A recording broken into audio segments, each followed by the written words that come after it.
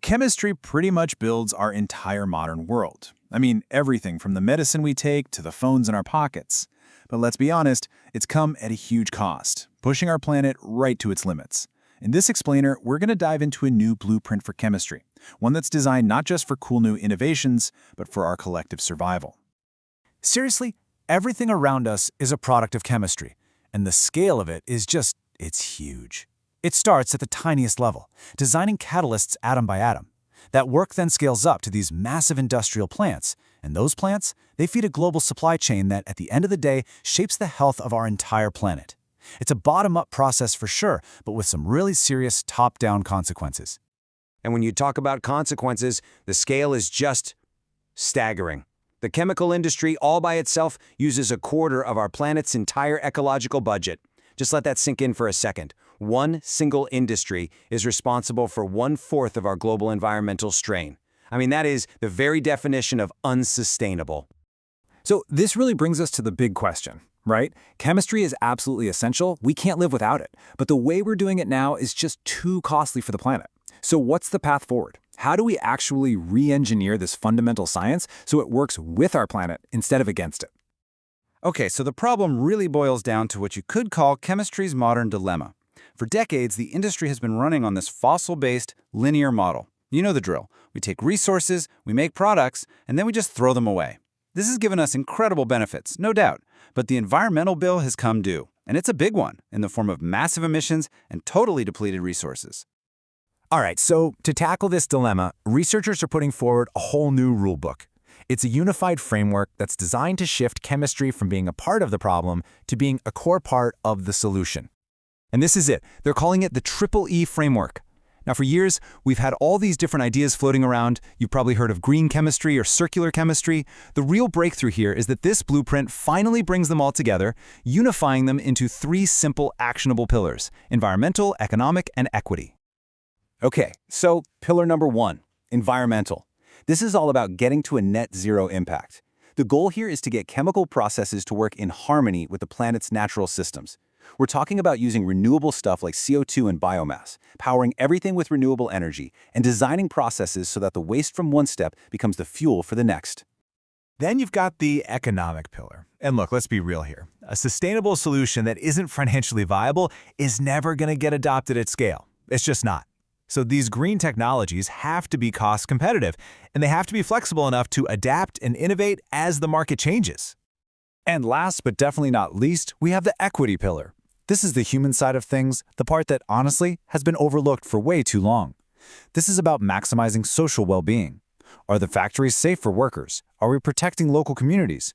Is there fair governance and inclusive access to education? Real sustainability has to work for people, not just for profits and the planet. So, having a new framework is fantastic, right? But it's pretty much useless if we can't actually track our progress.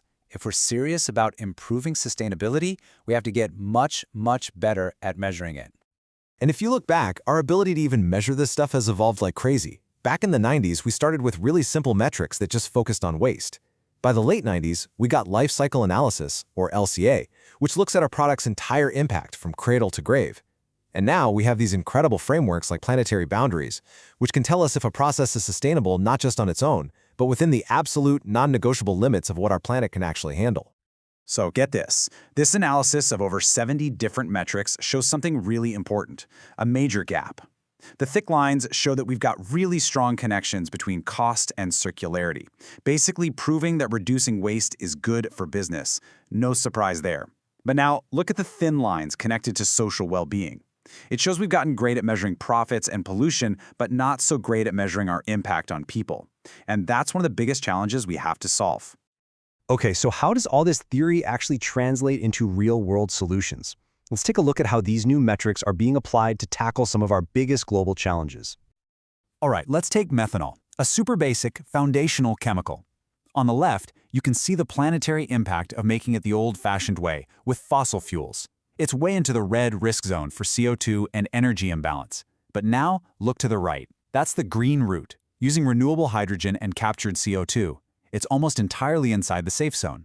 It even creates what are called Earth System Credits, which means it's actively helping to repair planetary damage. This is a total game changer. Okay, now let's talk about plastics, a huge one. To solve the waste crisis, the whole industry has to figure out how to operate inside the sustainability zone. And it's a really delicate balance. Switching to renewable materials like biomass is a good start, but it's not enough by itself. It has to be paired with extremely high rates of recycling. And the research gives us a specific, hard target, 75%. If we want to prevent the plastics industry from blowing past the planet's limits by 2030, we have to be recycling 3/4 of all chemical plastics. Now, that is a massive challenge for engineering and logistics, but for the first time, we have a clear number to shoot for. Okay, so we've got the framework, we've got the metrics, we have the targets. What does the road ahead actually look like? How do we get this new way of thinking into every lab, every company, and every classroom? While this is the proposed roadmap, and you'll notice it's not just a straight line, right? It's a continuous cycle of improvement. It all starts with using those EEE priorities to guide research. Then you use the metrics to quantify the impacts. You build these awesome interdisciplinary teams to solve the hard problems. And you use all that data to keep refining your assessments and your targets. And the big takeaway here, the most crucial part of this roadmap, is that this isn't just a job for chemists locked away in a lab somewhere. It's a huge collaborative cycle. Chemists need to be working with policymakers, who need to be listening to economists and social scientists to make good decisions. And holding it all together is shared data, making sure everyone is working from the same playbook. It's about collaboration on a scale we have never seen before. Look, the challenge is absolutely immense. But for the very first time, we have a clear, comprehensive blueprint, a way to measure what actually matters, to prioritize our efforts, and to unite all these different fields toward one common goal. The question isn't really what to do anymore. The question is whether we have the collective will to actually do it. With this new design for chemistry, can we finally build a truly sustainable future?